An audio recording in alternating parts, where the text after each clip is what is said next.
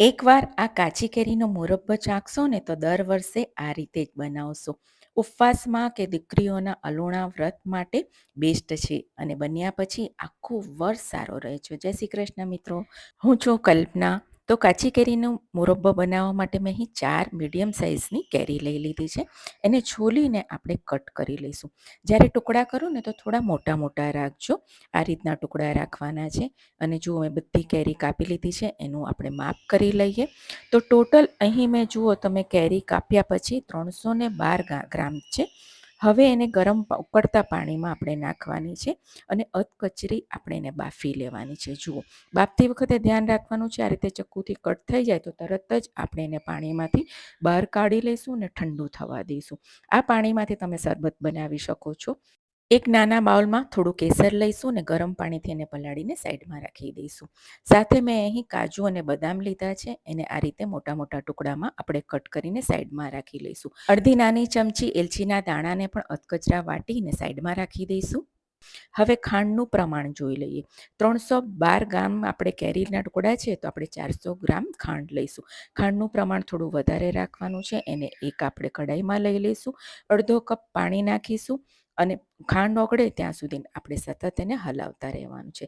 સાઈડમાં થોડું ઘીથી બ્રશ કરી લેવાનું, જેથી જ્યારે આપણે ખાંડની ચાસણી થાય તો ચોંટે નહીં. અને જુઓ, લગભગ 3 થી 4 મિનિટ થઈ ગઈ છે અને ચાસણી આપણી સરસ ઉકળી ગઈ છે. હવે આપણે એને ચેક કરવાની છે. એક તારની આપણે ચાસણી કરવાની છે. હજી નથી થઈ, કારણ કે આપણો જે ટીપું છે તરત જ નીચે આવી જાય છે. એને આંગળીથી અને અંગૂઠાથી ચેક કરવાનું. ફરીથી 3 મિનિટ પછી ચેક કરી અને જુઓ, હવે ધીરે ધીરે એ પ્રસરે છે અને એને થોડું ઠંડુ થાય પછી ચેક કરવાનું. તો એક તારની ચાસણી આપણી થઈ ગઈ છે. તમે જોઈ શકો છો, સરસ એક તાર થઈ છે. હવે એમાં અડધા લીંબુનો રસ નાખીશું, જેથી આપણી ખાંડ ક્રિસ્ટલ ના થાય. એને મિક્સ કરી લઈશું. કેસરવાળું પાણી નાખીશું અને એને પણ મિક્સ કરી લઈશું અને ઠંડા થયેલા કેરીના ટુકડા નાખીશું અને એને મિક્સ કરી લઈશું. કેરીના ટુકડામાં પાણી હોય છે એટલે ચાસણી હવે ફરીથી પાતળી થઈ જશે. એને 3 થી 4 મિનિટ આપણે ઉકાળવાનું છે અને ત્યારબાદ કાજુ બદામ નાખીશું અને 1 મિનિટ પછી આપણે ચેક કરી લઈએ. જુઓ, આપણા કેરીના ટુકડા ટ્રાન્સપરન્ટ થઈ ગયા છે અને હવે ચાસણી આપણે ચેક કરવાની છે. હજી ચાસણી આપણી થઈ નથી, થોડો તાર ઓછો લાગે છે. પ્રોપર એક તારની ચાસણી આપણી આ સ્ટેજ પર થવી જોઈએ.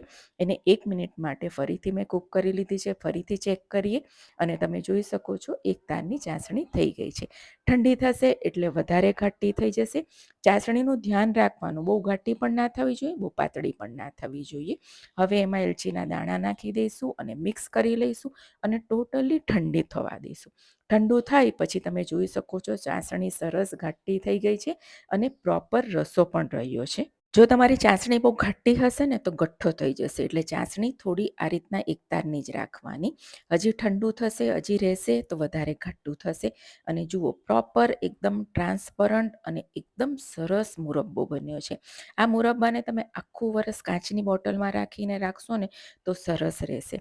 અલુણાના વ્રતમાં અથવા 11 કરતા હોય, ભગવાનને ભોગ ધરાવવો હોય તો તમે એને વાપરી શકો છો. તો ચોક્કસથી ટ્રાય કરજો. આવજો.